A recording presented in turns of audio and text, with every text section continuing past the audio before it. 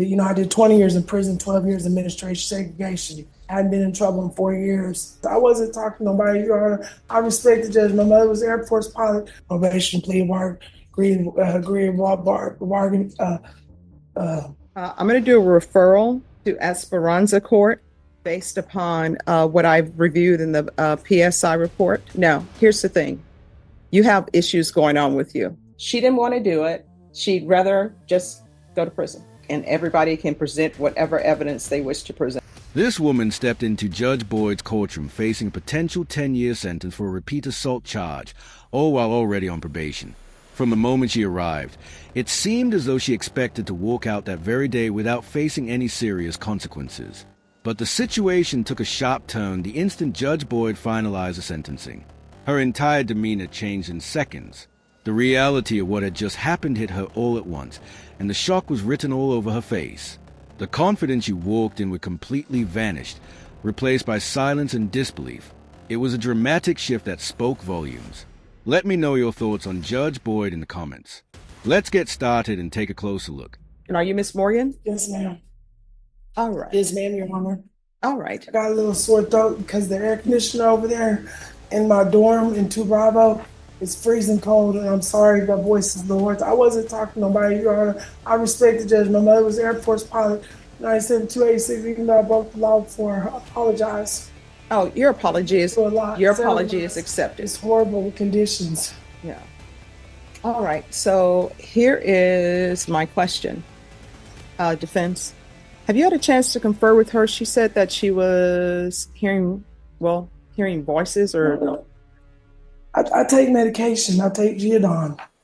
All right. And Yes. do you believe she's currently competent? I do so believe, Judge.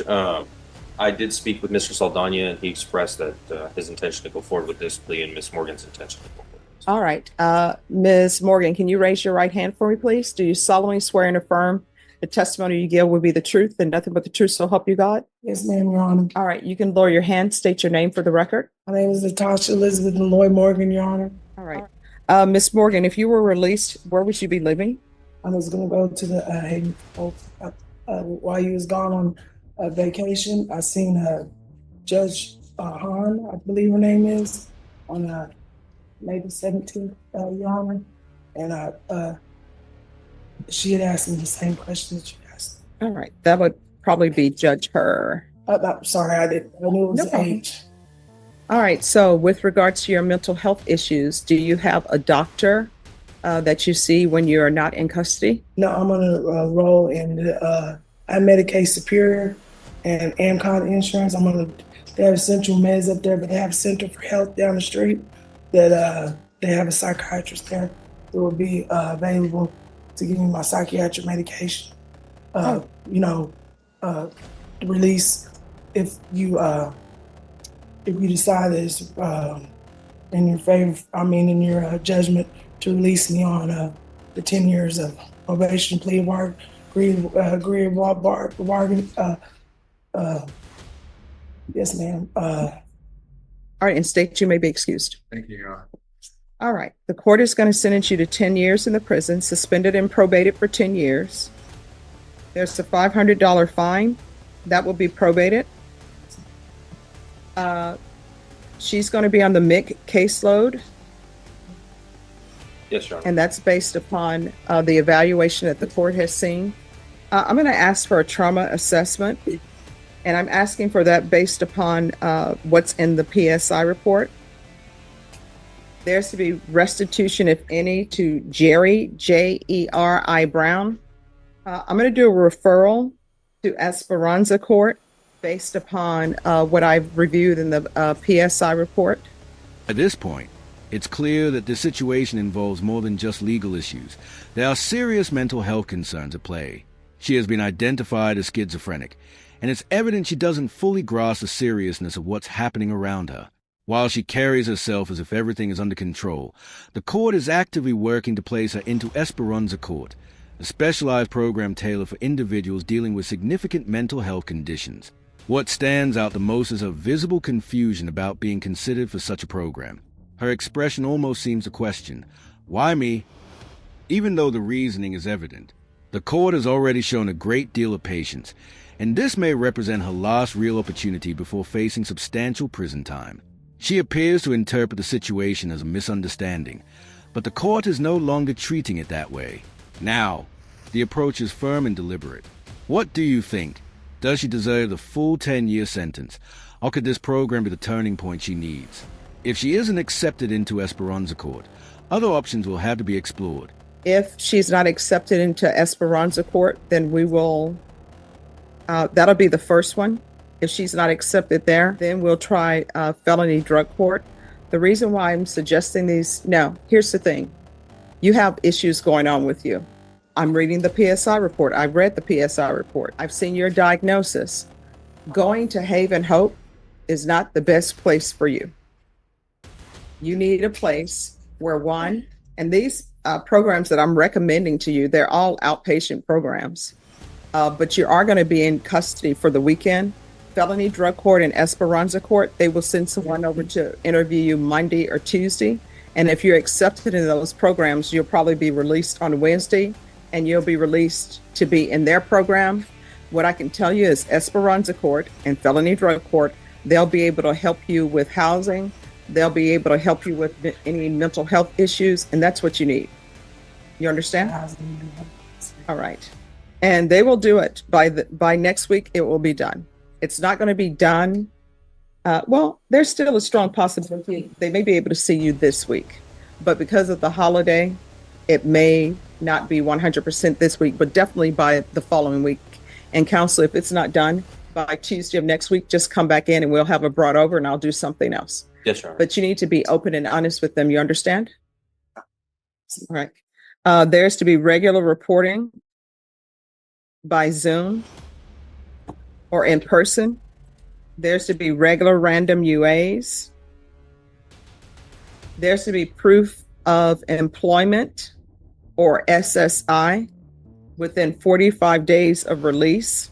There's to be no employment as a home health care provider or with minors. There's to be 200 hours of community service restitution. I'm going to order anger management. Once that's completed, the community service hours will be deemed satisfied. Probation, is there anything else she needs? No, Your Honor. All right. Is there anything else you need from the court to be successful? I wanted to ask you, am I allowed to speak? Sure, yes. I don't understand.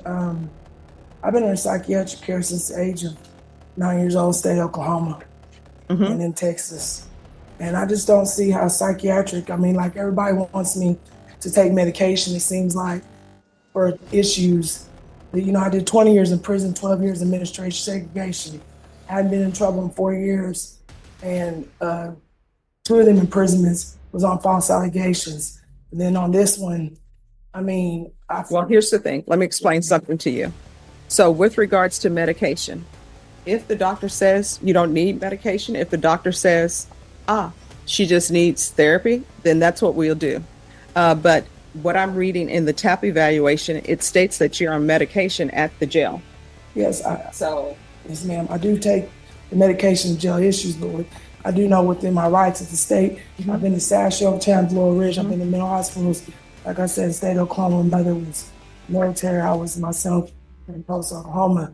That's court order. I mean, like medication, I don't use drugs or alcohol or anything. Well, like this is that. what I can tell you. Legally, with medication, if you choose not to take the medication, what's going to end up happening is you may or may not decompensate. If you decompensate and become incompetent, they are probably going to take you into custody because this is considered a violent offense. And then they will seek to help you regain competency. And if they determine that medication is what will make you become competent and you choose not to take it, it will go before a judge. And then when it goes before that judge, they'll have a hearing on whether or not medication is to be forced. So what do you And here's the thing, you'll have an attorney to represent you at that hearing. I'm just giving you these rules, and I give people conditions. You have a choice. You can follow them or not follow them. That is completely up to you. And of course, there are consequences when we make certain choices. All right, good luck. Fast forward about 6 weeks, and surprisingly, very little has changed in her approach. The judge is now attempting to place her into Esperanza Court, a program that is far more structured than the one she originally preferred. It's clear she's not happy with that decision. More concerning, though, is the way she seems to treat compliance like it's optional. Programs like this require strict adherence, frequent check-ins, random drug testing, and a highly structured routine. Any violation could result in immediate jail time.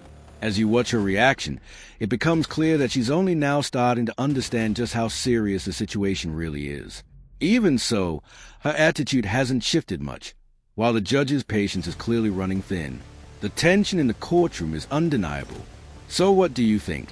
Should the court keep giving her chances, or is it time for real consequences? With regard to the non-enrollment in the Esperanza, Judge, I believe my client was a little bit confused because she was under the impression it needed to be a prostitution or a drug charge.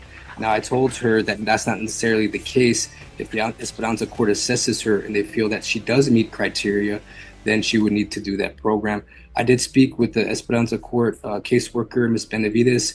She did state that they attempted to do an assessment, however, that was cut short, but that they would not mind doing an assessment now that my client knows more about the program and to be able to give them a better look as to whether she meets criteria or not, that they can meet with her and assess her either tomorrow or Thursday. Okay, here's the thing. I don't know why I should give her a chance to do that. And this is why I'm saying that. When we were here on July 2nd, here we are in August, I ordered that she was to be assessed by a Esperanza court. I don't know why people think, and I'm speaking in general terms, why people think when I order something, their option is, oh no, I'm not doing that. I don't want to do that. The word I received back from Esperanza court, I believe, is she didn't want to do it. She'd rather just go to prison. I think it was just be continued to be allowed to do her probation. I know that she was released and checked in and did her orientation. I wasn't released. Excuse me, Your Honor. Please have permission to speak, Your Honor. Sure, you can speak. You can explain to me why you didn't follow the That was July 16th, ma'am. When I seen you July 2nd, I've been over here 11 times. You explained to me that you would grant me the 10-year probation. You asked me where I was going to go. You said you wanted Esperanza. I have the probation papers in my dorm that you wanted me to go to Esperanza Drug Court, Your Honor. On July 16th, I was pulled out. I'm not, like I said, I was Corpus Christi area when I was arrested when I did my 20 years in prison. I'm not aware of the San Antonio Drug Court. Never been to it. No, but here's the thing. I did it on July 16th, man. They took me to Understand. Esperanza. I did the whole interview for an hour. And you said, No, I did I an don't interview. want it. No, you said, I don't want Esperanza court. Did you not say, well, counsel, Judges, I will tell you this. There's a motion to revoke that's been filed. I'll hear the motion to revoke and everybody can present whatever evidence they wish to present.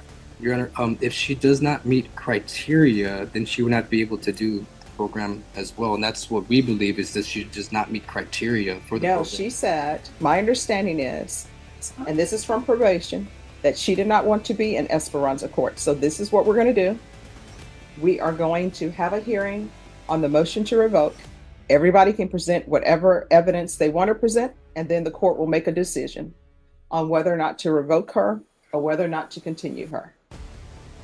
And Mr. Munoz, I'll give you time because I know you've been appointed to the case. So I will give you time. We can set it for a contested hearing. And if it's not contested, then it's not contested. Correct, Judge. And if you want to bring people from Esperanza court to come over on her behalf, I'm willing to hear it. How much time is the court thinking about resetting it to? How much time are you requesting? Of course, a minimum 10 days, but how much time are you requesting? 2 to 3 weeks, Your Honor. All right. Ms. Ferguson, on this case, can you recall it in 3 weeks, please, for a contested? All right, September 12th, counsel? Yes, Your Honor, that will work. And I imagine that the CLO has a copy of the motion to revoke for me. Yes. Thank you, Your Honor. All right, thank you. So we'll be back on September 12th for a contested.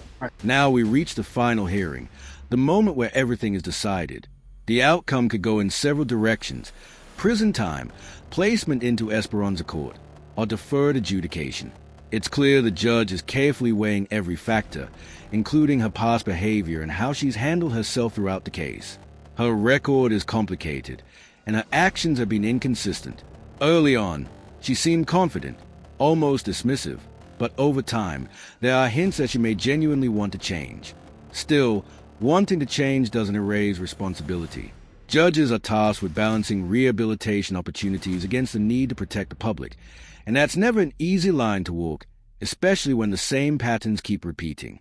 It raises an important question. Should she be given another chance, or has she already used up the court's patience? I'd like to hear your take on that. Good morning. Good morning. Ms. Abrams, so where are we on this case? So, Judge, Mr. Munoz has done a wonderful job coordinating. And with I the smile at that because I knew you were going to say that. He always does, right?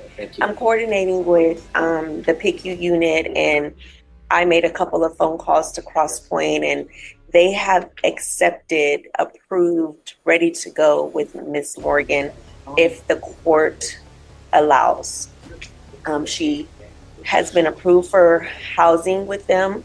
They have agreed to ensure that she is on her medications and in conjunction with the Center for Healthcare Services.